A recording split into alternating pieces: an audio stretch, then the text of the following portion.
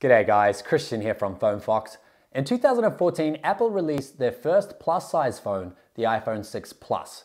Now I'm sure you'll remember there was a huge media hype around the bend gate issue where users of the 6 Plus were reporting that the phone was actually bending in their pockets, and we actually saw a couple of videos which demonstrated how easily the 6 Plus could be bent by hand, which was a bit concerning.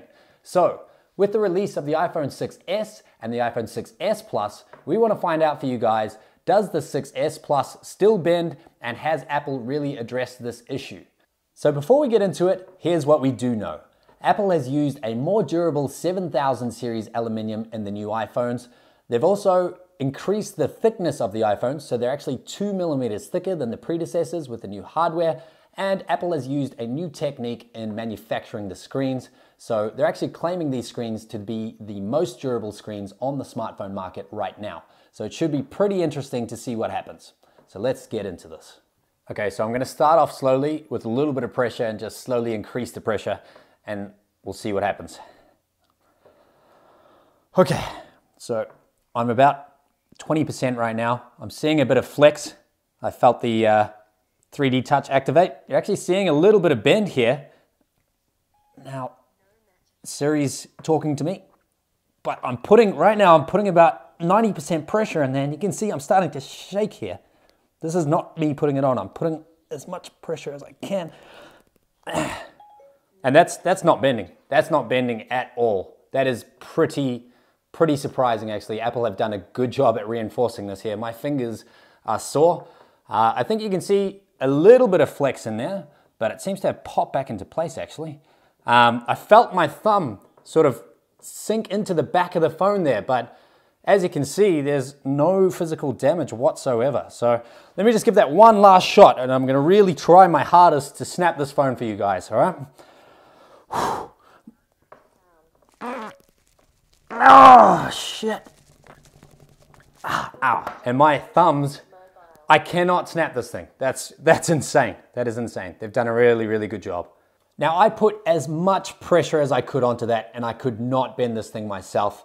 We do want to see what it's going to take to bend this thing though, but I think that pretty much puts an end to the bend gate issue for Apple. You're not going to see this thing bend in your pocket anytime soon. Now, John has been doing some training, and because we're New Zealanders, he's done a haka in preparation for the challenge ahead, and we're going to tag team bend this thing for you guys. All right, you ready, mate? All right, okay, let's get into this. Let's go each side, and we'll just slowly increase the pressure. Okay. Okay, pushing it hard. Oh, I can hear some cracking. I can hear some, oh my God. Oh, Jesus. That is strong. Oh. Has that bent it? Let's take a look at that. It has actually bent it a little bit, but not much there. Slightly. Should we give it one last shot? Let's give it another shot. All right. Okay. All right, ready, set, go. Oh my God.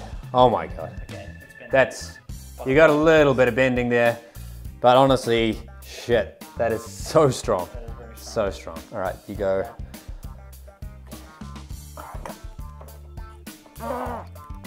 The screen is popping out a little bit there, and we've got a little bit of a bend there, so you can actually see a subtle bend there, but man, that took a lot of pressure to do that. That took a lot of pressure to do that. Again, another shot. Last one. All right. Okay, 3, 2, 1. Give it everything. Oh. 7,000 series aluminum, kicking our ass. Jesus.